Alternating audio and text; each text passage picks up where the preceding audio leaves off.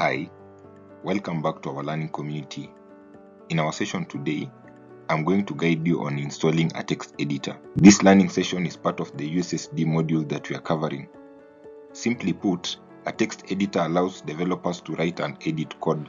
With a text editor, you will be able to modify your code, highlight syntax, which means you use different color codes for different parts of the code. For example, keywords, variable, and strings. This makes it easier to read and understand. Text editors often come with features that help you identify the errors in your code. For example, syntax errors, or perhaps you missed a bracket somewhere. You can also format your code using a text editor for better readability and also maintenance. This is especially useful when working with big teams or maybe when you are revisiting an old code base. Many of the modern text editors support extensions and plugins that can enhance functionality such as integrating version control systems like Git, auto-completion of code, or even connecting to databases.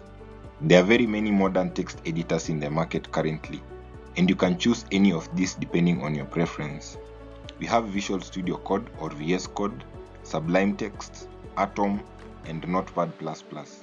In my video description, I have included the links to download these text editors. Depending on the text editor you've chosen, follow the instructions to install and get ready for some code work. You can support our learning community by subscribing to our channel, sharing our videos, liking them. If you also have any query or feedback, you can leave it in the comment section. See you in the next video.